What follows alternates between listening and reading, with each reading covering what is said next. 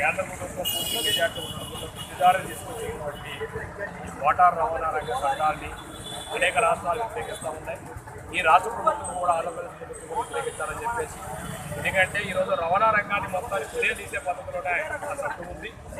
వేల రూపాయల ఫైన్తో పాటుగా జైలు శిక్షలు కూడా వేస్తున్నట్టు పరిస్థితి ఉన్నది.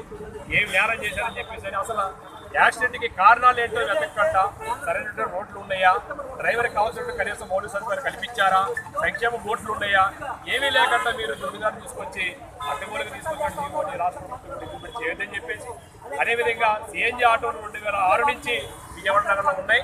ఈనాటి కూడా ఈ ఆంధ్రప్రదేశ్ ప్రభుత్వం, గత ప్రభుత్వం కానీ ఈ ప్రభుత్వం కానీ ఈ గ్యాస్ బండ్ టెస్టింగ్ కేంద్రాన్ని ఆంధ్రాలో ఎందుకు కట్టలేదు? హైదరాబాద్ పెడతా ఉన్నారు. ఇక్కడ ఉన్నటువంటి ఆదాయాన్ని తీసుకెళ్లి హైదరాబాద్ తెలంగాణ స్టేట్కి ఎందుకు ఇవ్వాలనేది, దీనివల్ల మేము 3-4 రోజులు ఆర్థిక నష్టపోయే పరిస్థితి ఉంది. వేల రూపాయలు దీనికి ఫైల్ కట్టే పరిస్థితి ఉంది.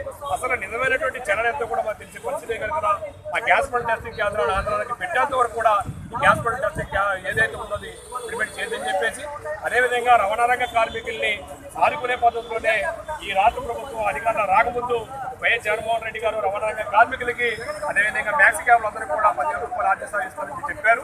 ఆ చిత్తశుద్ధిని నిలబెట్టుకున్నటువంటి దానికి అభినందన తెలుపుతా ఉన్నాం. ఈ కుడిసేతోటి 10,000 రూపాయలు ఇచ్చి కేంద్రం ఇచ్చినటువంటి ఏదైతే మోటార్ సైకిల్ సౌకర్యం మీరు ఇంప్లిమెంట్ చేస్తే ఎడవ చేతితోటి 30-40,000 రూపాయలు పుంజుకునేటువంటి అవకాశం ఉంది. పేదవాళ్ళని చెప్పేసి మీరు ఇచ్చినటువంటి హామీని ఈ కేంద్రం ఏదైతే ఉందో దాన్ని తీసుకుంటారని చెప్పేసి రాష్ట్ర ప్రభుత్వం కేబినెట్ ఆమోదించి దాన్ని వ్యతిరేకించాలని చెప్పేసి కూడా ప్రెస్లాడి కమిషన్గా ఐఎఫ్టీగా ఈ రాష్ట్ర ప్రభుత్వానికి విజ్ఞప్తి చేస్తాము. ఇలాంటి మరెన్నో విషయాలు మీరు తెలుసుకోవాలనుకుంటే వెంటనే మా ఛానల్ ని సబ్స్క్రైబ్ చేయండి. ఈ వీడియోని మీ మిత్రులతో షేర్ చేసుకోండి.